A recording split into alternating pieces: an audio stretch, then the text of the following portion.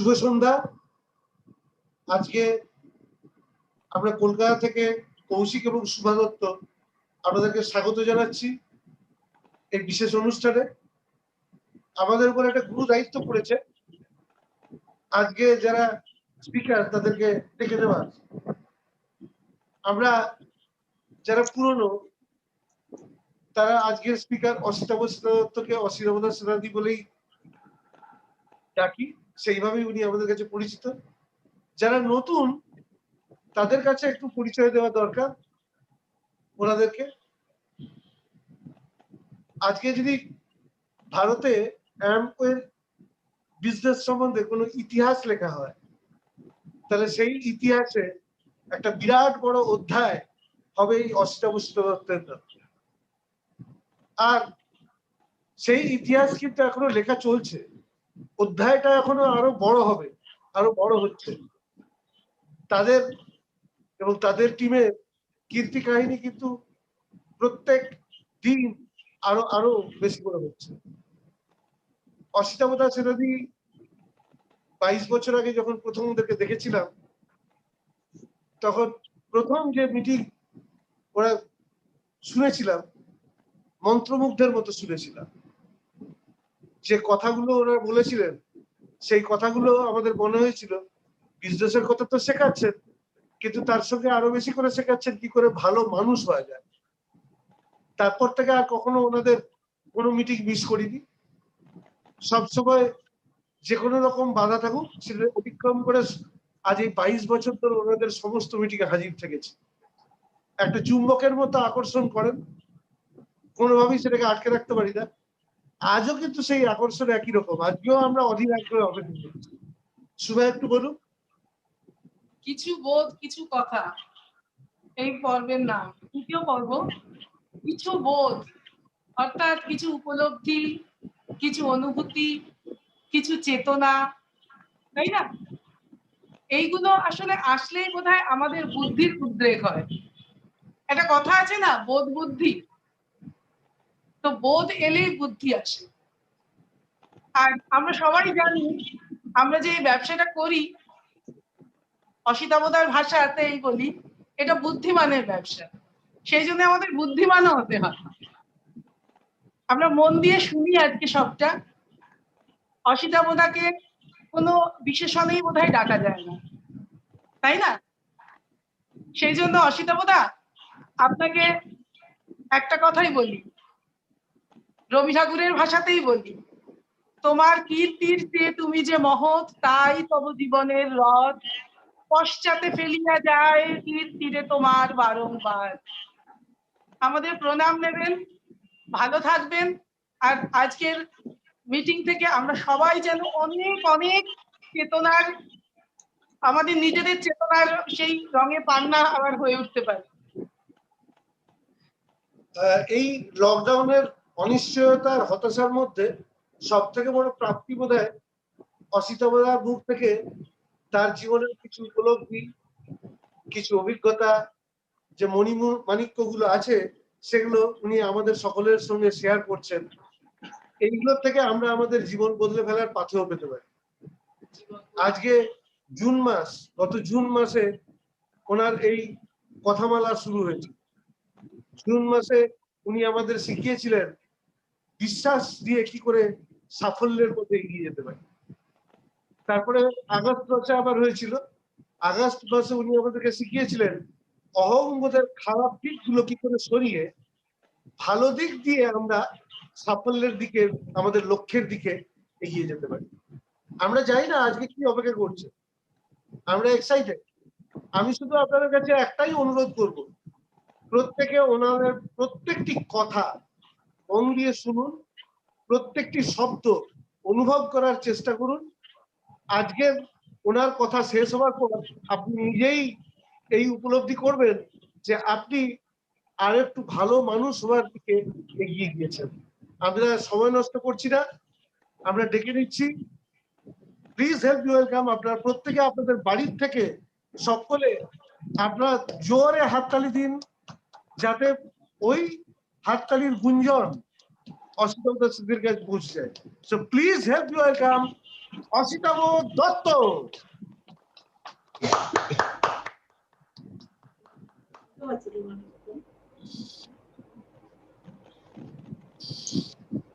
Thank you, thank you, thank you Kaushik, thank you Shobha. অসাধারণ hosting. আসলে hosting এর মান অনুষ্ঠানের মানটাকেও কোথায় যেন তুলে নিয়ে যায়, মানুষের প্রত্যাশা বেড়ে যায়, আর স্পিকারের ওপর প্রচন্ড চাপও বেড়ে যায়। তো যাই হোক, এইরকম চাপ আমরা মোটামুটি নিতে অভ্যস্ত, এবং এর মধ্যে দিয়ে নিজেদের কাজটা করে যাওয়া, এটাই আমরা এই বিজনেসে। প্রথম যে সমস্ত মানুষ আসেন তারা কিছু বলতে লজ্জা পান, মানুষের সামনে মুখ খুলতে লজ্জা পান, কিন্তু সবকিছুর মধ্যে দিয়ে ক্রমশ আস্তে আস্তে ব্রিড সিস্টেম আমাদের শিখিয়ে দেয় কি করে সবকিছুর মধ্যে দিয়ে তুমি তোমার কাজটা নিয়ে বেরিয়ে যাবে। আমার মনে আছে যে যখন কেউ কেউ বলতো সেই প্রথম যুগে, যেটা কৌশিক শুভা বলছিল একদম সেই 98-99 সালে, যখন কেউ বলতো যে অসিতাভদা স্টেজে উঠে কিরম নার্ভাস লাগে, ভয় লাগে, তো আমি ওদের বলতাম ভয়টা লাগার কিছু নেই, তুই তো সাবজেক্টটা জানিস তো, যেটা আজকে বলবি সেটা তৈরি করে এসছিস তো, তাহলে ভাববি যে সামনে 100 লোক, 200 লোক, 1000 লোক, 2000 লোক কিছু এসে যায় না, এটা একটা বড় ড্রয়িং রুম, একটা বড় বৈঠকখানা ঘর, সেখানে লোকজন এসছে, তুই তোর সাবজেক্ট নিয়ে বলে যাবি। সাবজেক্টটা না জানলেই নার্ভাসনেস আসে, এবং সেটা যারা সিনসিয়ার, যারা তৈরি করে, তারা অতটা নার্ভাস হয় না। তবে একটা কথা ঠিক, যে যত সিরিয়াস সে তত নার্ভাস হয়, এটাও ঠিক। তো এনিওয়ে, আজকে আমি সবাইকে নমস্কার জানাই, আর শুভ সন্ধ্যা। কিছু কথার তৃতীয় পর্ব, যেটা শুভা বলল, আমরা আজকে তৃতীয় পর্বে আপনাদের সবাইকে স্বাগত জানাচ্ছি। আজকে আমি আমাদের ব্যবসাতে নৈতিকতা ও মূল্যবোধের গুরুত্ব নিয়ে আমার ব্যক্তিগত উপলব্ধি একটু শেয়ার করতে চাই আপনাদের সঙ্গে। হয়তো এটা কারোর সঙ্গে মিলবে, হয়তো কারোর কাছে কিছু নতুন খবর পৌঁছতে পারে, তবে আমি আজকের অনুষ্ঠানকে সবচেয়ে সাকসেসফুল মনে করব যদি এটা আমাদের কিছু ফুড ফর থট, কিছু সিড ফর থট রোপণ করে দিয়ে যায় আমাদের ভেতরে, যে এই মানুষটা যে 22 বছর এই বিজনেসটা করছে, তার ভেতর থেকে তার উপলব্ধির কথা আমাদের সঙ্গে শেয়ার করে গেল, আমরা এর থেকে কি নিতে পারলাম। তো চলুন আমরা একটুখানি শুরু করি, আমার একটু উপলব্ধির কথা আপনাদের সঙ্গে শেয়ার করি। দেখুন, একটা কথা আমরা প্রায়ই বলে থাকি যে কি সেই মেন্টাল ফ্যাকাল্টি যা জীবজন্তুর থেকে মানুষকে আলাদা করে, সেটা কি? এর উত্তরটাও আমরা সবাই জানি, এতদিনে বিভিন্ন লোকের মুখে শুনেছি, বিভিন্ন স্পিকারের মুখে, যে সেটা হলো স্বপ্ন। আমাদের বিজনেসটা যেটা দিয়ে শুরু হয়, ড্রিম। মানুষই একমাত্র যে স্বপ্ন দেখতে পারে, জন্তু জানোয়ার পারে না। তো এইটা একটা ফ্যাকাল্টি যেটা মানুষকে জীব জানোয়ারের থেকে ডিফারেন্ট করে। কিন্তু আজ আমি আপনাদের আর একটা ফ্যাকাল্টির কথা বলবো, সেটাও একমাত্র মানুষই পারে, জন্তু জানোয়ারেরা পারে না। সেটা হলো কার্ডিনাল রুল ব্রেক করা। এটা একমাত্র মানুষই করে থাকে, বাকি জীবজগৎ করে না।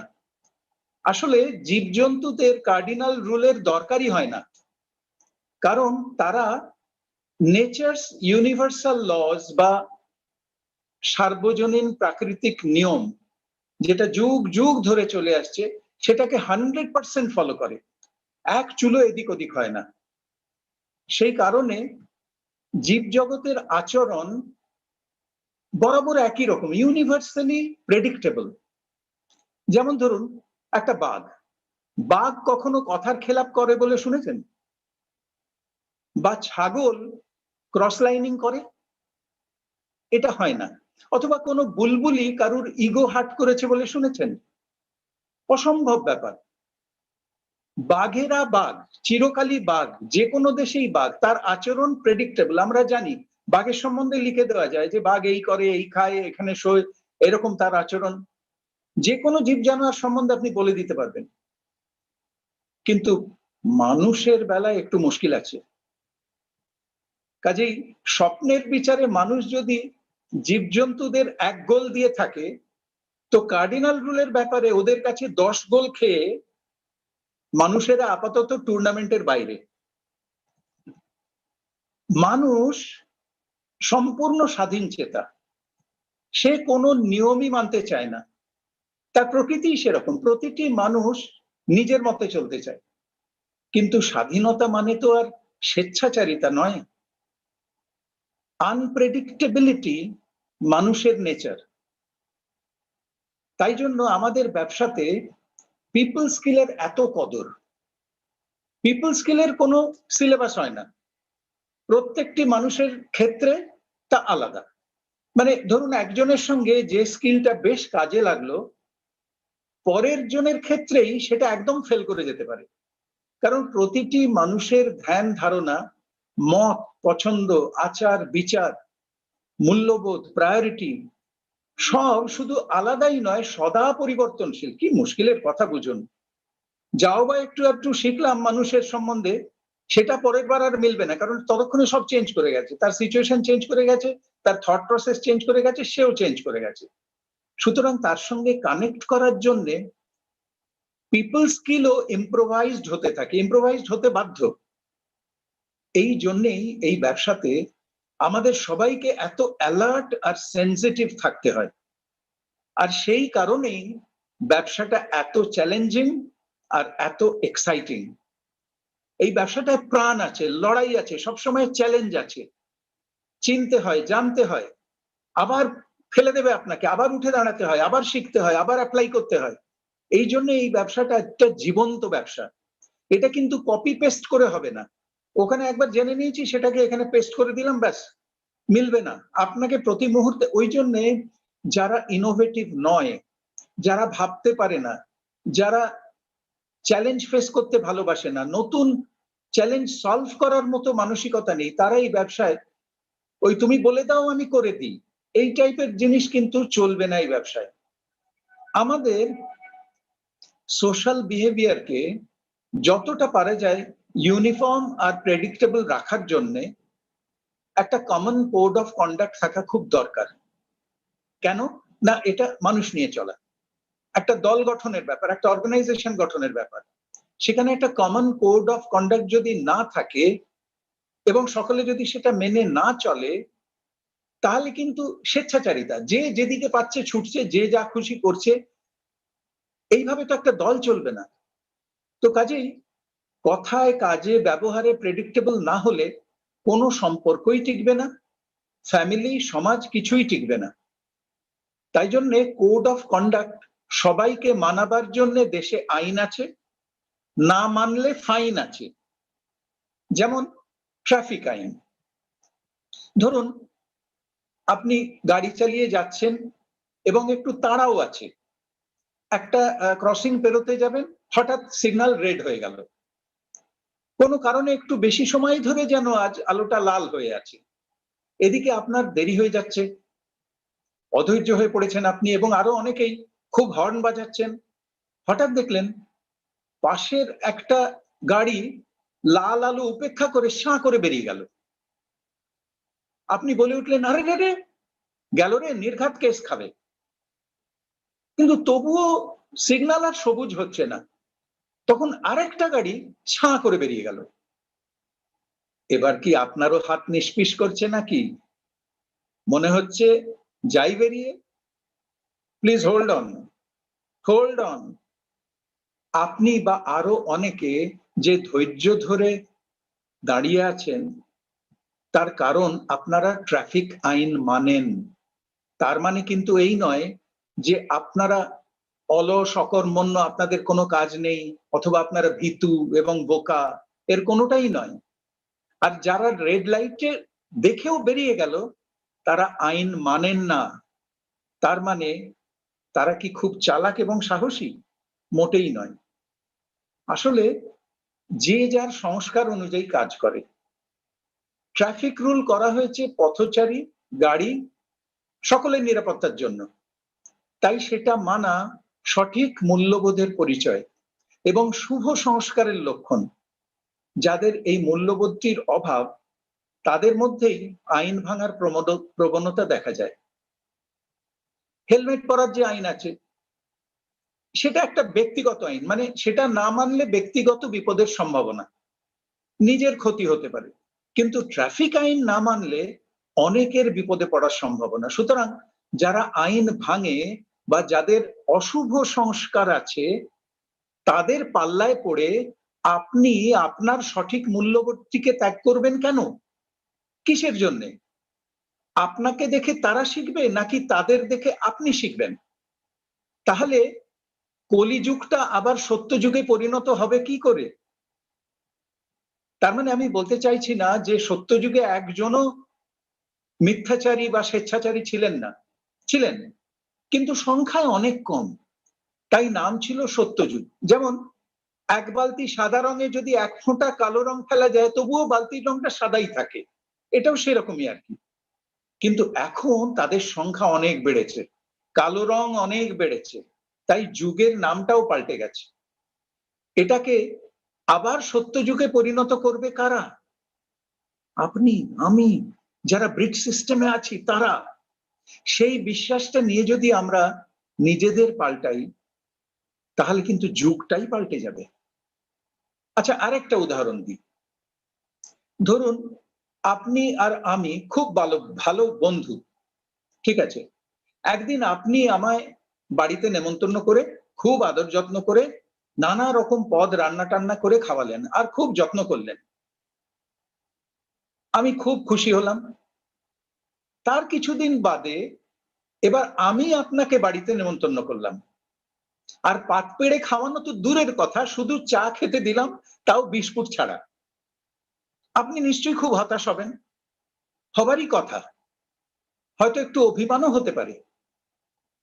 আর ধরুন এর কিছুদিন পর আবার একদিন আপনি আমায় কোনো দরকারে বাড়িতে ডাকলেন। এবার কি আমায় আগের মতো অত রেঁধে বেড়ে খাওয়াবেন, নাকি শুধু চা খাইয়েই ছেড়ে দেবেন আমার মতো?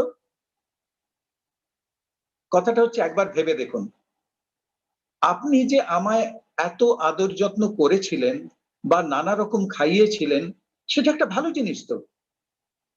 আর তার কারণ হয়তো সেই পরিবেশেই আপনি মানুষ হয়েছেন, ছোটবেলা থেকে বাবা মাকে অতিথি সেবা করতে দেখেছেন, সেই শুভ সংস্কারটা আপনার ভেতরে ঢুকে গেছে। তাই অতিথি সেবা আপনার কাছে একটা অত্যন্ত গুরুত্বপূর্ণ মূল্যবোধ। অত্যন্ত আনন্দের সঙ্গে আপনি সেই দায়িত্বটা পালন করেন। কিন্তু আমি হয়তো সেরকম পরিবেশ বা শিক্ষা পাইনি, তাই চা খাইয়েই ছেড়ে দিলাম। কিন্তু কথাটা হচ্ছে আমার উপর রাগ করে বা হতাশ হয়ে আপনার ভালো অভ্যেসটা আপনি ছেড়ে দেবেন কেন? তাহলে আমায় পাল্টাবে কে? কার দেখে শিখবো? ভালোরাই যদি খারাপদের দেখে শিখে খারাপ হয়ে যায়, তাহলে খারাপদের ভালো করবে কে? ধরুন মা দুর্গাই যদি মহিষাসুরের কাছে হেরে যান আর কিছুদিন বাদেই, তাহলে মহিষাসুরকে মারবে কে? অ্যামওয়ে বিজনেস সঠিকভাবে চালাতে গেলে যে কমন কোড অফ কন্ডাক্ট মেনে চলতে হয় তারই নাম হলো কার্ডিনাল রুল, যেটা আমরা ব্রিট সিস্টেম থেকে শিখি। আর যার মূল ভাবটা হলো live and let live, live and let live, তারও এক ধাপ ওপরে। সেটা কি? সেটা হলো অন্যকে বাঁচালে তবে নিজে বাঁচবে। লিভ অ্যান্ড লেট লিভটা শুরু হচ্ছে নিজের থেকে। তুমিও বাঁচো, অন্যকেও বাঁচতে দাও। বাঁচতে দাওটা একটা প্যাসিভ কথা, ইনডাইরেক্ট কথা। হ্যাঁ, আমার ইচ্ছে, তুমি যদি বাঁচতে পারো তো বাঁচো গোছে, কিন্তু তা নয়। এটা বলছে দায়িত্ব নিয়ে অন্যকে বাঁচাও, দায়িত্ব নিয়ে তাকে সেবা করো, তাকে সাকসেসফুল করো, তাকে সমৃদ্ধ করো, তবে নিজে বাঁচবে। বুঝতে পারছেন? সত্যি বলতে কি, আমাদের ব্যবসা জগতের বাইরেও গোটা মানব সভ্যতা আজ হয়তো এইরকম একটি মূল্যবোধের দিকে কাতর দৃষ্টিতে তাকিয়ে আছে। যখন দেখি সমুদ্র থেকে মাছ ধরা হয়েছে, সে মরে গেছে, মরে গিয়ে তার বডি ভেসে এসছে এবং পেটের মধ্যে শুধু প্লাস্টিক ভর্তি, তখন মনে হয় যে এইরকম এক ধরনের মূল্যবোধ যেটা গোটা মানব সভ্যতা পেতে চাইছে হয়তো ব্রিট সিস্টেমের কাছে। মূল্যবোধ দুরকম। ব্যক্তিগত আর সামাজিক। ব্যক্তিগত মূল্যবোধ থেকে আমার নিজের সিদ্ধান্ত আর অভ্যেসগুলো নিয়ন্ত্রিত হয়। যেমন আমিষ খাবো না নিরামিষ খাবো, রোজ ব্যায়াম করব কি করব না, প্ল্যান দেখাবো কি দেখাবো না, প্রোডাক্ট সেল করব না করব না, এক্সকিউজ দেব কি দেব না, এই ধরনের এইসব অভ্যেস বা সিদ্ধান্তগুলো একান্তই আমার ব্যক্তিগত, এবং এর ফলাফলও আমাকেই ফেস করতে হবে। ভালো হোক মন্দ হোক সব আমারই ওপর বর্তাবে। যেমন টিচেবিলিটি, একটা ব্যক্তিগত মূল্যবোধ। টিচেবল হলে আমি অনেক কিছু শিখবো, না হলে শিখবো না। আর না শিখলে আমার জ্ঞানও যেমন বাড়বে না, পার্সোনালিটিও গড়ে উঠবে না। অর্থাৎ এর প্রভাব শুধু আমার ওপরেই পড়বে। কিন্তু সামাজিক মূল্যবোধ হলো আরো গুরুত্বপূর্ণ এই কারণে যে আমার কিছু জিনিস মানা বা না মানার প্রভাব ডাইরেক্টলি আমার চারপাশের মানুষের ওপর, সমাজের ওপর পড়ে, আমার টিমের ওপর পড়ে। যেমন ধরুন অ্যাকাউন্টেবিলিটি, এটা একটা অত্যন্ত গুরুত্বপূর্ণ সামাজিক মূল্যবোধ। মানে কথা দিয়ে যদি আমি কথা না রাখি, অ্যাকাউন্টেবল না হই, তার প্রভাব কিন্তু ডাইরেক্টলি অন্যের ওপরেও পড়ে। আমার বদনাম তো হবেই, সেটা ছাড়ুন, অন্য সকলেরও নানা রকম অসুবিধে শুরু হয়ে যায় এবং এর ফলে একটা অর্গানাইজেশন ভেঙে পর্যন্ত যেতে পারে। তেমনি বিনয় বা হিউমিলিটি, এটা এমন একটা সামাজিক মূল্যবোধ যা আমাকে সকলের কাছে গ্রহণীয় করে তোলে। ফলে অনেকের সাথে বন্ধুত্ব হয়, টিমও বাড়তে থাকে আনন্দের সঙ্গে, সম্পর্ক অনেক গভীর হতে থাকে সকলের সঙ্গে। বলা হয় সকলের কাছে অ্যাকসেপ্টেবল হতে গেলে আগে নিজের কাছে নিজেকে অ্যাকসেপ্টেবল করতে হয়। সেটা যদি করতে পারি তাহলে আমি বুঝতে পারবো যে তাহলে আমি অন্যের কাছেও অ্যাকসেপ্টেবল হয়ে যাব, এবং এটাই খুব কঠিন। ব্রিট এডুকেশন সিস্টেম ইউনিক এই কারণেই যে এটা আমার ব্যক্তিগত ও সামাজিক দু ক্ষেত্রেই সঠিক মূল্যবোধ গড়ে তুলতে সাহায্য করে, যার থেকে আমাদের সঠিক পার্সোনালিটি ও ক্যারেক্টার গড়ে ওঠে। আর যেটা না থাকলে এই ব্যবসাতে বড় সাফল্য পাওয়া অসম্ভব। বুঝে দেখুন ব্যাপারটা, আপনি জয়েন করলেন, করে শুধু সিস্টেমে প্লাগ ইন করুন, তারপর সিস্টেমই আপনাকে গড়ে পিটে নিয়ে একজন সফল এন্টারপ্রেনিয়রে পরিণত করে দেবে। আমাকে শুধু ওই সবজান্তা ভাবটা ছেড়ে দিয়ে একটু ইনোসেন্ট আর টিচেবল থাকতে হবে, ব্যাস, বাকি কাজটা সিস্টেমই করে দেবে। ব্রিট সিস্টেম আমাদের যে 9 কোর্স স্টেপ শেখায় তার মধ্যে টিচেবিলিটি, বুকস, সিডি, ফাংশন আর প্রোডাক্ট ইউজ, এই পাঁচটা হলো ব্যক্তিগত মূল্যবোধের মধ্যে পড়ে। টিচেবিলিটি, বুকস, সিডি, ফাংশন আর প্রোডাক্ট ইউজ, এই পাঁচটা আমার ব্যক্তিগত মূল্যবোধের মধ্যে পড়ে। আর যেটায় অন্যেরা ইনভলভ এরকম যে বাকি চারটে, যেমন এসটিপি, আমি এবং যাকে দেখাচ্ছি সে, রিটেলিং, আমি এবং যাকে রিটেল করছি সে, অ্যাকাউন্টেবিলিটি, কথা দিয়েছি আমি, যাকে কথা দিয়েছি সে, কমিউনিকেশন বা কাউন্সেলিং, মানে আমি কারোর সঙ্গে কাউন্সেলিং করছি বা কমিউনিকেট করছি, এই যে চারটে, এগুলো সামাজিক মূল্যবোধের আওতায় পড়ে। ঘটনা হলো এটা যেহেতু ডুপ্লিকেশনের ব্যবসা, তাই যখন টিম তৈরি হতে আরম্ভ করে এই ব্যক্তিগত মূল্যবোধগুলো খুব তাড়াতাড়ি সামাজিক মূল্যবোধের দরজায় গিয়ে কড়া নাড়ে। আর লিডারের যা সংস্কার, সেই সংস্কারের ধাঁচে টিমের সংস্কার তৈরি হয়ে যায়। বলে না, ছেলেকে দেখে বলে যে এই কার ছেলে একদম বাবার মুখটি পেয়েছে, মায়ের আদলে তৈরি, মায়ের গানের গলাটি পেয়েছে, এই যে ব্যাপারগুলো, তার মানে কি লিডার যা এক্সাম্পল সেট করছে, সামনে যা করে দেখাচ্ছে, সেইটা টিম ডুপ্লিকেট করছে। এই ব্যবসাটা ডুপ্লিকেশনের ব্যবসা। কাজে টিমকে দেখে বোঝা যায় লিডার কেমন। আবার লিডারের ডিসিপ্লিন, লিডারের অ্যাকাউন্টেবিলিটি, লিডারের ওয়ার্ক এথিক, এগুলো দেখে বোঝা যায় টিম কেমন তৈরি হবে। আমাদের প্রত্যেকেরই কিন্তু কোনটা ঠিক কোনটা ভুল সে সম্বন্ধে একটা বুঝে নেওয়ার একটা বেসিক আইডিয়া আমাদের সকলেরই আছে। ভালো মন্দ ওটা আমাদের বিবেকে, বিবেক আমাদের বলে দেয় কোনটা ঠিক কোনটা ভুল। যেমন ধরুন, কোনো কাজ শুরু করার সময় আমার সামনে দুটো অপশন আসে। একটা হচ্ছে আমার স্বার্থ আমায় কি করতে বলছে, এটা একটা অপশন। আর দুই, আমার মূল্যবোধ আমায় কি করতে বলছে। এই দুটো কিন্তু আলাদা। যার এই দুটোই এক, সে ধন্য। দেখুন, এই দুটো মোটামুটি সাধারণ মানুষকে দুটোই ফেস করতে হয়। আমার স্বার্থ আমায় কি করতে বলছে, আমার মূল্যবোধ আমায় কি করতে বলছে। এ পর্যন্ত বুঝতে কোনো সমস্যা নেই। কিন্তু প্রবলেম হয় বেছে নেওয়ার সময়, আমি কোনটা বাঁচবো। বেশিরভাগ ক্ষেত্রেই আমার স্বার্থ আমার মূল্যবোধকে পাশ কাটিয়ে চলে যাওয়ার চেষ্টা করে। আর তখনই একটা ধর্ম সংকট এসে উপস্থিত হয়। ওটাকে বলে ধর্ম সংকট। To be or not to be. ধরুন, আমি অ্যামওয়েতে আছি জেনে এক রিটেল শপের মালিক আমায় এসে বলল, আমি আপনার প্রোডাক্ট প্রচুর সেল করে দিতে পারি আমার দোকান থেকে, যদি আমায় একটু সুবিধে করে দেন। আপনি দেবেন কি দেবেন না? একেই বলে ধর্ম সংকট। আপনার মূল্যবোধ আপনাকে বলছে খবরদার দিও না, কারণ এতে অন্য অনেকের ব্যবসার ক্ষতি হয়ে যাবে। আর আপনার স্বার্থ আপনার কানে কানে বলছে মন্থরার মতো, আরে চাইছে যখন দিয়েই দাও না, কেউ জানতে পারবে না।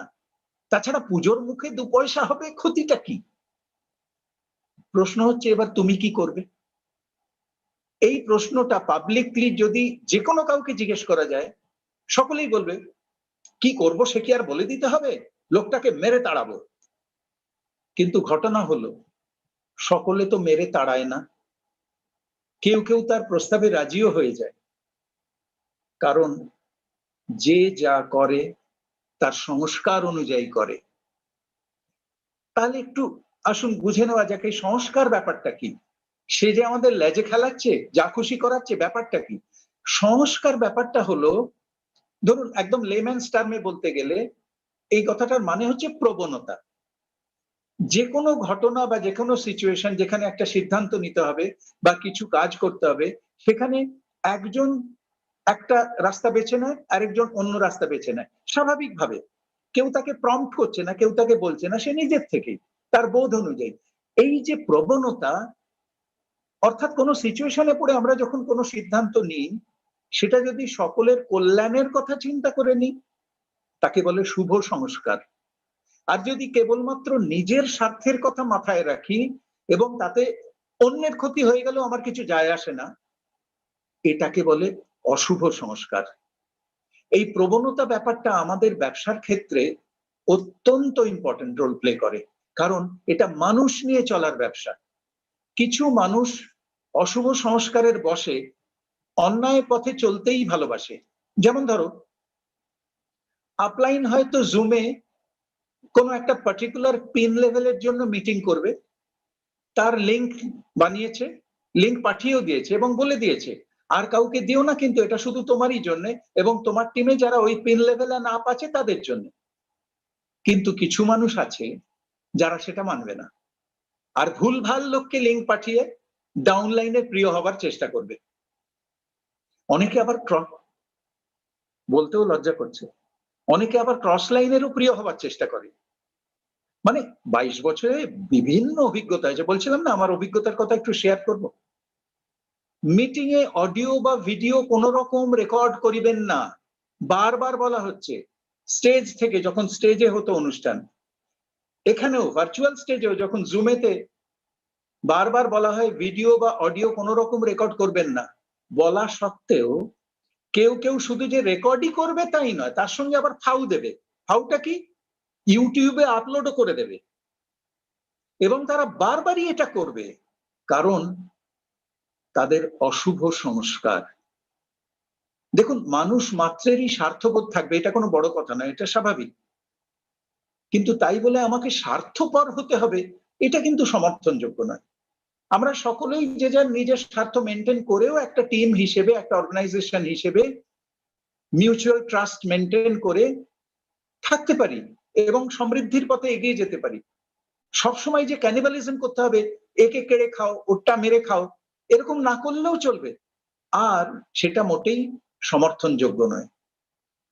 রিচ ডিভস আর জে ভ্যান অ্যান্ডেল এই ব্যবসাটায় সকলের জন্য লেভেল প্লেইং ফিল্ড তৈরি করে দিয়েছেন। লেভেল প্লেইং ফিল্ড তার মানে প্রত্যেকের জন্য ইকুয়াল অপরচুনিটি। যেই জয়েন করুক, যবেই করুক, যে দেশেই করুক, স্থান কাল পাত্র নির্বিশেষে সকলের জন্য সফল হবার একই রকম সুযোগ আছে এই অ্যামওয়ে বিজনেস অপরচুনিটিতে। কোনো পক্ষপাতিত্ব নেই। এই অসাধারণ বৈশিষ্ট্যের জন্যেই অ্যামওয়ে অপরচুনিটি অতুলনীয় এবং জগৎ বিখ্যাত। এই মহান বৈশিষ্ট্যকে যদি আমি স্বীকার করি, তাহলে এটা আমার একটা মূল্যবোধে পরিণত হয়ে যাবে। আমি এটাকেই মনে মনে নার্চার করব, মনে মনে রিলিশ করব। আমার ভাবনা, চিন্তা, স্বার্থ সমস্ত কিছু অ্যালাইন করবো এটার সঙ্গে, কারণ এটাকে আমি মেনে নিয়েছি যুক্তি দিয়ে, মঙ্গল চেতনা দিয়ে, কল্যাণ বোধ দিয়ে আমি এটাকে মেনে নিয়েছি। যেই মেনে নিলাম, আমার ভেতরে যদিও আরো উল্টোপাল্টা কোনো ভাবনা চিন্তা থাকে, সেটাকে আমি অ্যালাইন করার চেষ্টা করব এটার সঙ্গে। তাহলে আমি আর শপ সেলিং করতে পারবো না, কাস্টমার স্ন্যাচিং করতে পারবো না, নিজের স্বার্থে ডাউনলাইনকে ইউজও করতে পারবো না, কারণ আমি মানুষটাই পাল্টে গেছি। অর্থাৎ এমন কিছুই করতে পারবো না যা এই বিজনেসের পরিবেশকে নষ্ট করে বা এর সুনাম বা গুডউইলের মুখে কালি দেয়। ঠিক এই কারণেই বিল ব্রিট কার্ডিনাল রুল তৈরি করেছিলেন, এই বিজনেসকে অশুভ সংস্কারীদের উৎপাত থেকে বাঁচানোর জন্য। আমি দেখুন, নেগেটিভ মানুষ হতেই পারি, জগতে সব রকম মানুষ আছে, আমি নেগেটিভ হতেই পারি, যাকে বলে সিনিক। এটা আমার ব্যক্তিগত মূল্যবোধ, ব্যক্তিগত চয়েস। যদিও তাতে আমারই ক্ষতি হবে, অন্য কারো নয়, সে ঠিক আছে, নিজের ক্ষতি করার অধিকার তো সকলেরই আছে, এতে কারো কিছু বলার নেই। কিন্তু সেই সব নেগেটিভ যদি আমি আপলাইন, ডাউনলাইন, ক্রস লাইন সবাইকে পাস করতে থাকি, তখনই কিন্তু সেটা সামাজিক মূল্যবোধে আঘাত করে। আর সামাজিক মূল্যবোধে যদি আঘাত করে, সকলের স্বার্থে যদি আঘাত করে, তখনই সে কার্ডিনাল রুলের আওতায় পড়ে যাবে।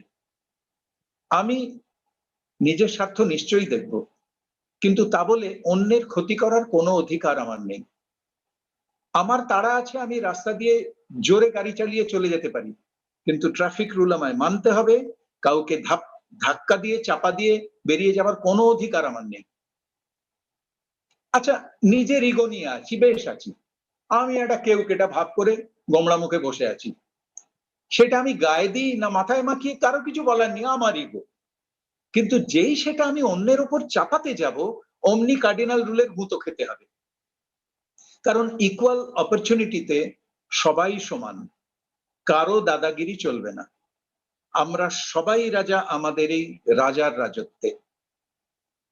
এই কার্ডিনাল রুল আর 9 কোর স্টেপস যেন নদীর দুই পাড়ের মতো এই ব্যবসার স্রোতটাকে আগলে নিয়ে চলেছে মোহনার দিকে, যাতে এই স্রোতটা হারিয়ে না যায়।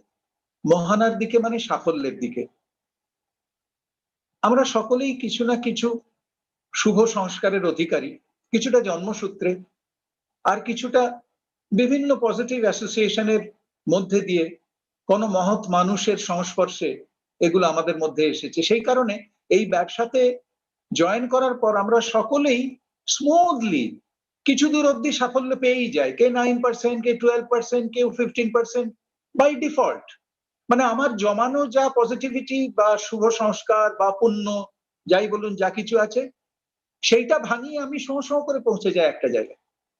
কিন্তু যেখানে গিয়ে আমি আটকে যাই, সেখানে কিন্তু আর ঘষাঘষি লড়ালড়ি করে হবে না। তারপরে এগোতে গেলে এবার আমার নিজের ভেতরে কিছু রদবদল ঘটাতে হবে, আরো কিছু মূল্যবোধ আমায় আয়ত্ত করতে হবে, সঠিক জায়গা থেকে, সঠিক মানুষের কাছ থেকে, সঠিক শিক্ষা থেকে, এবং আরো কিছু শুভ সংস্কারকে সক্রিয় করতে হবে নিজের মধ্যে। মজাটা হচ্ছে, তার উপযুক্ত পরিবেশ তো এখানে রয়েইছে, আপনাকে কোথাও যেতে হবে না। আমরাই তো অন্যের জন্য সেই অনুকূল পরিবেশ সৃষ্টি করতে পারি শুভ সংস্কারের মাধ্যমে। আমরা তো ব্রিট সিস্টেমে আছি, আমরা করব না তো আর কে করবে? মানুষ নিজেই নিজেকে পাল্টায়, বোধ জাগলে মানুষ নিজেই নিজেকে পাল্টায়, অন্য কেউ পারে না।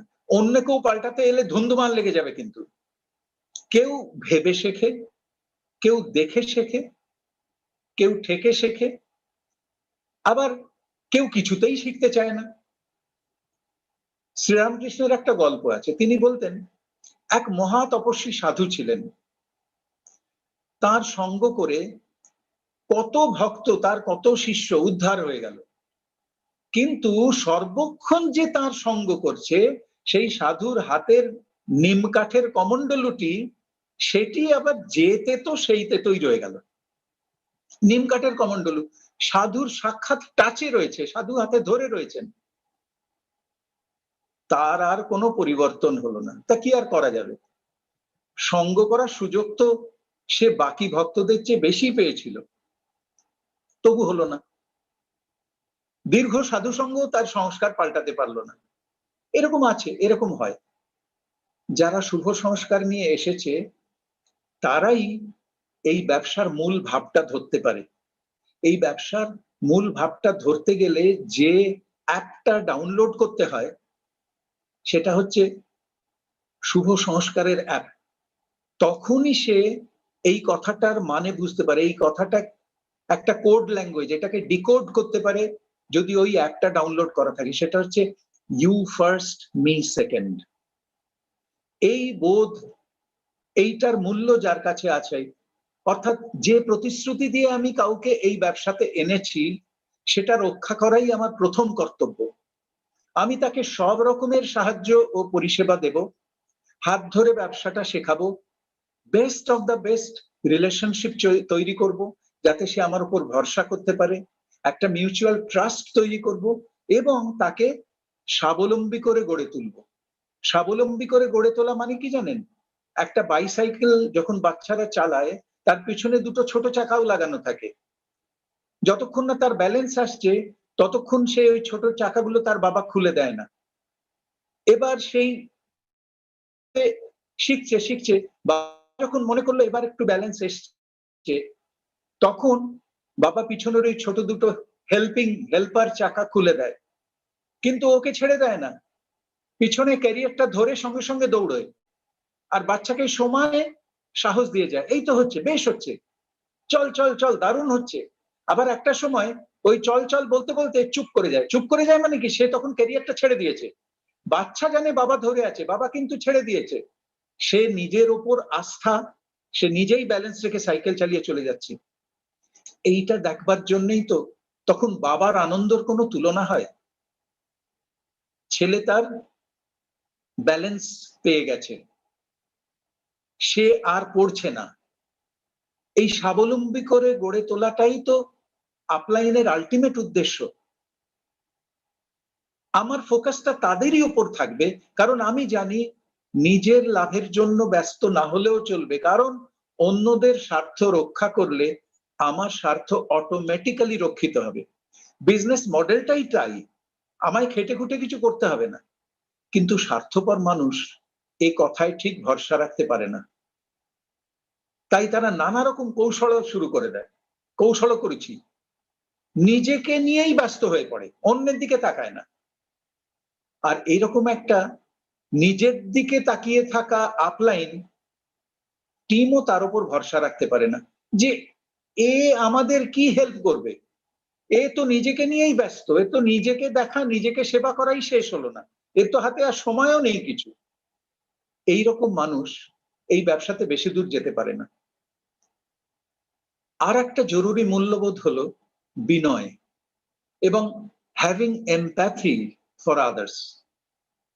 ভালো প্যাকিং না হলে একটা গিফট যেমন খেলো হয়ে যায়, আজে বাজে প্যাকিং, ছেঁড়া খোড়া ময়লা কাগজে, তার ভেতর যত দামি জিনিসই থাকুক না কেন, লোকে ভাবে প্যাকিংটা এত খারাপ, ওর ভেতরে আজে বাজে কিছু আছে। তেমনি বিনয় না থাকলে আমার প্যাকিংটাই নষ্ট হয়ে যায়, আমার ভেতরের মানুষটাই বাতিল হয়ে যেতে পারে। বিনয় হলো আসলে ল্যাক অফ ইগো, যা মানুষের সঙ্গে সহজে মিলতে সাহায্য করে। আমি আগের দিন বলেছিলাম যে দুটো সজারু কোলাকুলি করতে পারে না, কারণ দুজনেরই কাঁটা আছে। কোলাকুলি বেশি কাছে যেতে গেলে এর কাঁটা ওকে, ওর কাঁটা একে খোঁচাবে। তো ওই কাঁটাগুলো যদি আমি বাদ দিতে পারি, কাঁটাগুলো ছেঁটে ফেলতে পারি, তখন অনেক কাছে যেতে পারি।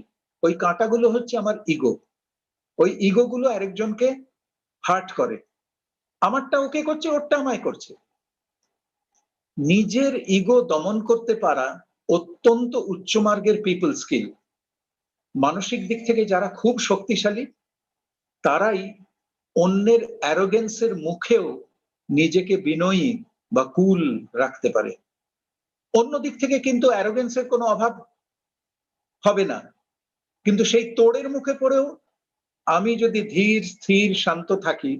সে একটা গল্প আছে যে গ্রামের ধারে একটা গাছের নিচে একজন সাধু বাবা এসে আস্তানা নিয়েছেন। গ্রামের সকলে যায়, প্রণাম করে, কেউ ফল টল বা এক ঘটি দুধ বা কিছু রেখে আসেন। সাধু সারা দিন তপস্যা করছেন, ধ্যান করছেন, কোথাও ওঠেনও না, জানো না। যখন তার ধ্যান ভাঙে, তখন সামনে যা দেখেন, একটু দুধ, একটা ফল, তাই খান, তাই দিয়েই তার জীবন ধারণ হচ্ছে।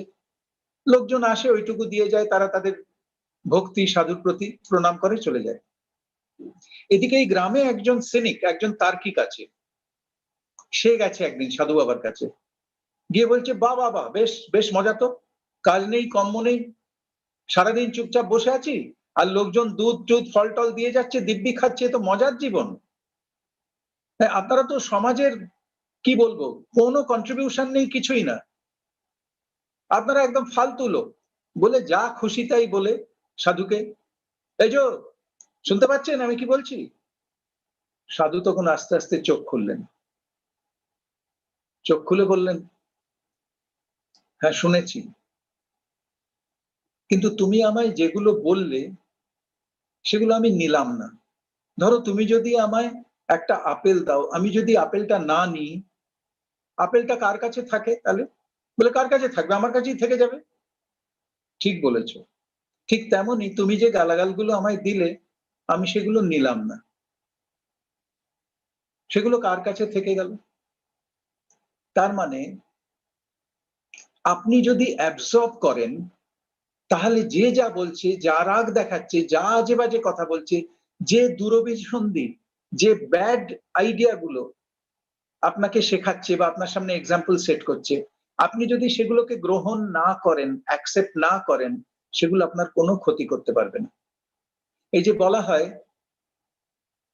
নেগেটিভ চারদিকেই আছে, আপনি জগৎকে নেগেটিভ মুক্ত করতে পারবেন না। নেগেটিভ আপনার ব্রেনের চারদিকে, ধরুন আপনার ব্রেনে চারদিকে নেগেটিভরা ঘুরছে, পাখি, নেগেটিভ পাখিরা ঘুরছে, তারা ঘুরে ঘুরুক, কিন্তু আপনি একটু সাবধান থাকবেন যাতে তারা এসে আপনার ব্রেনে বাসা বাঁধতে না পারে। আপনার ব্রেনে যদি বাসা বাঁধে, তাহলে কিন্তু তারা আপনার ক্ষতি করবে। আপনি যদি তাকে ঢুকতে না দেন, আর এই ঢুকতে না দেওয়ার শক্তিটা বা ঢুকতে না দেওয়ার চয়েসটা, এই সিদ্ধান্তটা যে আমি নেগেটিভ, প্রথমে তাকে চিনতে হবে কোনটা পজিটিভ কোনটা নেগেটিভ, তারপরে সিদ্ধান্ত নিতে হবে আমি পজিটিভ গুলোকে ঢোকাবো, নেগেটিভ গুলোকে ঢোকাবো না। এই বোধগুলো কোত্থেকে আসে? ইগো থেকেই আসে। সেটা আপনার শুভ সংস্কার, আপনার প্রোটেক্টিভ ইগো, যেটা আপনার উপকার করে। এবং বিচারটা কে করে দেয়, কে পজিটিভ কে নেগেটিভ, এটা চিনতে কে সাহায্য করে? আপনার বিবেক। আপনার বিবেক আপনাকে চিনিয়ে দেবে যে কোনটা ঠিক কোনটা ভুল। আর আপনার যদি শুভ সংস্কার থাকে, তাহলে সে কিন্তু ঠিক দরজায় দারোয়ানের মতো আটকে দেবে, তাকে ঢুকতে দেবে না। এবং তখনই আপনি বুঝতে পারবেন এই বিজনেসের আনন্দ। বিনয়ী হওয়া, কম কথা বলা, হাসি মুখে থাকা, তর্ক না করা, সব কাজে উৎসাহী হওয়া, এগুলো এক একটি অত্যন্ত গুরুত্বপূর্ণ সামাজিক মূল্যবোধ, যার উপর আমাদের অর্গানাইজেশন গুলো সব দাঁড়িয়ে আছে। যে টিমে এই গুণগুলোর যত চর্চা বাড়বে, সেই টিম তত বড় আর স্থায়ী হবে। কিসের ওপর? বিনয়ী হওয়া, কম কথা বলা, হাসি মুখে থাকা, তর্ক না করা, সব কাজে উৎসাহী হওয়া, এইগুলোর যত চর্চা হবে তত টিম বাড়বে। এমপ্যাথি কথাটার অর্থ হলো, আমি একদম মানে সোজা বাংলায় লেম্যানস টার্মে বলছি, এমপ্যাথি কথাটার অর্থ হলো অন্যের চোখ দিয়ে তার জগৎটাকে দেখার আর বোঝার ক্ষমতা। আমরা সাধারণত আমার চোখ দিয়ে অন্যকে বিচার করি, এটা হচ্ছে তারই চোখ দিয়ে তার জগৎটাকে জানার বোঝার চেষ্টা করা। অন্যের প্রয়োজন, অন্যের মূল্যবোধ, ইমোশনস বা সিচুয়েশন, সেগুলো ফিল করে তাকে জানার চেষ্টা ও তার সাথে কানেক্ট করার যে পারদর্শিতা, সেটাকেই বলে এমপ্যাথি। স্বার্থপর মানুষেরা কি এসব ফিল করে না? তাদের করার কোনো ইচ্ছে আছে? সে তো নিজেকে নিয়েই ব্যস্ত। তাই এই ব্যবসাটা স্বার্থপরদের জন্য নয়। তাদের মানসিকতা টের পেয়ে কিছুদিন পরে এই ব্যবসাই তাদের রিজেক্ট করে দেয় এবং তারা হারিয়ে যায়, যে কোনো পিন লেভেল থেকে হারিয়ে যায়। আর চারিত্রিক ইন্টিগ্রিটি, এটা হলো দ্য আলটিমেট পার্সোনাল ভ্যালু, যেটা বাকি সব সোশ্যাল ভ্যালুকে ইম্প্যাক্ট করে। চারিত্রিক ইন্টিগ্রিটি, যেটা আর সমস্ত সোশ্যাল ভ্যালু যা আমাদের মধ্যে আছে সেগুলোকে ইম্প্যাক্ট করে এবং এই বিজনেসকে একটা স্পিরিচুয়াল হাইটে নিয়ে যায়। তখন এই বিজনেস একটা আনন্দময় ব্লিসফুল অভিজ্ঞতায় পরিণত হয়। ইন্টিগ্রিটি অফ ক্যারেক্টার হচ্ছে মনে মুখে কাজে এক হওয়া। ঠাকুর শ্রীরামকৃষ্ণ বলছেন যে মনে মুখে কাজে এক না হলে জীবনে কিছুই পাবে না, একটা বেকার লাইফ কাটিয়ে চলে যাবে। এটাকেই বলে সেটিং দ্য রাইট এক্সাম্পল, যেটা করতে পারলে শুধু ব্যবসা বা জনসংযোগই বাড়বে তা নয়, স্পিরিচুয়ালিও ওয়ান গেটস আপলিফটেড। তার মানে কি অ্যাবসলিউট অ্যাকাউন্টেবিলিটি, এবং আমার মন, আমার কাজ, আমার কথা একই কথা বলছে। এর মধ্যে কোনো হিডেন এজেন্ডা নেই, কোথাও লুকোনো কিছু নেই, একদম ট্রান্সপারেন্ট। তাই নেটওয়ার্ক মার্কেটিং এর প্রবাদ পুরুষ বিল গ্রেটস সাহেব বলেছিলেন, the highest reward for man's dedication to excellence is not what one gets from it, but what he or she becomes through it. মানে কি পেলে সেটা নয়, কি হলে সেটাই তোমার আসল পুরস্কার। অর্থাৎ তুমি এই ব্যবসা থেকে টাকা, লাইফস্টাইল, খ্যাতি, মান সম্মান আর কি কি সব পেলে, তার চেয়ে অনেক ইম্পর্টেন্ট হচ্ছে তুমি বেটার মানুষে পরিণত হলে কিনা, তোমার সোশ্যাল ইভ্যালুয়েশন তাতে ভ্যালু অ্যাড হলো কিনা, সেটাই বিচার্য। আবার তিনি, সেই বিল গ্রেট, সাফল্যের আরেকটা অভূতপূর্ব সংজ্ঞা তিনি দিলেন, দিয়ে বলেছিলেন, success is how many people are better off since you lived. অর্থাৎ নিজের সমৃদ্ধি নয়, তুমি অন্য কতজন মানুষের জীবনকে সমৃদ্ধ করেছো সেটাই তোমার ব্যক্তিগত সাফল্যের মাপকাঠি। বুঝুন ঠেলা। অধিকাংশ লোকে তো আজীবনের উল্টোটাই করে, শুধু নিজেরই সমৃদ্ধি ঘটাচ্ছে, অন্য কি হলো কোনো খেয়ালই রাখে না। উনি বলছেন উল্টো, তুমি কতজন মানুষকে জীবনে হেল্প করেছো, কতজন মানুষের জীবনকে পাল্টেছো, কতজন মানুষ তোমার প্রতি কৃতজ্ঞ হয়েছে, কতজন মানুষ তোমার সুনাম করে, এইগুলোই হচ্ছে তোমার সাফল্যের পরিমাপ। সুতরাং এই ব্যবসাতে শুধু টাকা উপার্জন করা নয়, লক্ষ্য হওয়া উচিত এটা আমার মূল্যবোধকে এনরিচ করছে কিনা, আমার পার্সোনালিটিতে পরিবর্তন আনছে কিনা। আর এটা যে হয়, সত্যি হয়, তার অভিজ্ঞতা তো অল্প বিস্তর আপনাদের সকলেরই আছে। বিবর্তনটা, এই পরিবর্তনটা নিজের চোখে ধরা পড়ে না, কিন্তু কিছুদিন বিজনেসটা করার পর যদি আপনি সত্যি সত্যি ব্রিজ সিস্টেমের সঙ্গে প্লাগড ইন থাকেন, তখন বন্ধু বান্ধব বা আত্মীয় স্বজনেরা বলে না, তোর মধ্যে না একটা অদ্ভুত চেঞ্জ লক্ষ্য করছি, তুই এখন কত গুছিয়ে কথা বলিস, কত পজিটিভ হয়ে গেছিস, খুব টেনশন ফ্রি আর এক্সাইটেড লাগে তোকে সবসময়, এইসব বলে। আমরা প্রত্যেকেই এটা শুনেছি। আর এগুলোই তো সেই চেঞ্জ, যে চেঞ্জের কথা বিল গ্রেট বলেছেন। আসলে নিজের মধ্যে চেঞ্জ এলে সেটা আমি দেখতে পাই না, অন্যেরা দেখে। বুকস, সিডি, ফাংশন আর আপলাইন অ্যাসোসিয়েশনের মধ্যে থাকলে এই চেঞ্জগুলো আস্তে আস্তে হতে থাকে, ধীরে ধীরে হতে থাকে, চট করে বোঝা যায় না। ফুল যখন ফোটে কেউ দেখতে পায় না, কিন্তু তার গন্ধই এসে জানিয়ে দিয়ে যায় যে সে ফুটেছে। তাই আপনাদের সবাইকে অনুরোধ, আসুন, যারা আমাদের এই ব্যবসা দিয়েছেন এবং শিখিয়েছেন, তাদের প্রতি, যারা তাদের মূল্যবান সময় আমাদের জন্য দিয়েছেন, আমাদের চোখ খুলে দিয়েছেন, জ্ঞানাঞ্জন শলাকায়া, তাদের প্রতি আমাদের অন্তরের কৃতজ্ঞতা জানাই। মন প্রাণ দিয়ে এই ব্যবসাটিকে নিজে বোঝবার চেষ্টা করি এবং অন্যদের সেবায় কাজে লাগাবার চেষ্টা করি, আর সকলের কল্যাণের জন্য অশুভ প্রভাব থেকে একে রক্ষা করার শপথ নিই। এই কাজে ঈশ্বর আমাদের সহায় হন। এসেছিল দুই ঈশ্বর বরপুত্র,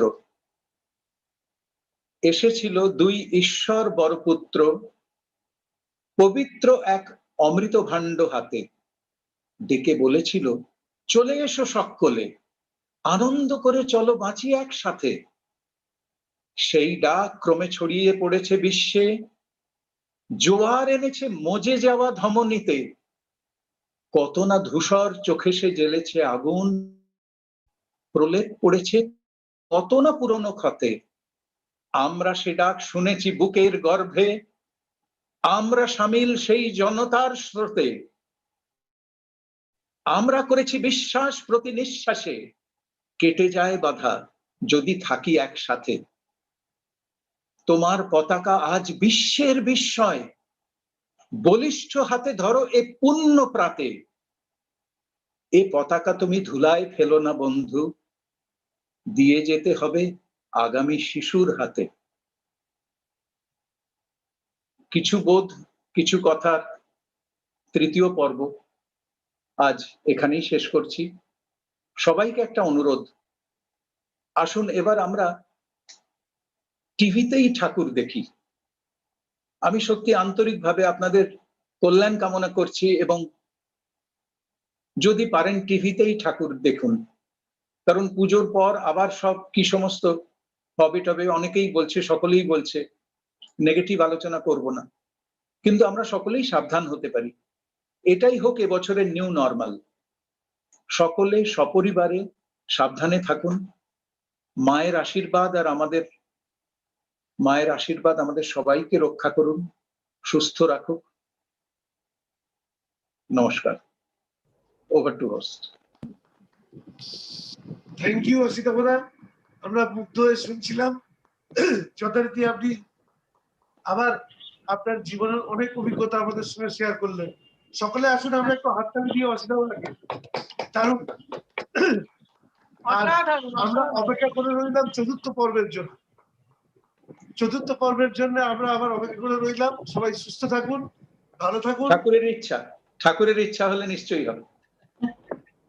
সবাই সুস্থ থাকুন, ভালো থাকুন, আর খুব ভালোভাবে বাড়িতে থেকে পুজোর আনন্দ করুন। গুড নাইট সবাইকে, গুড নাইট।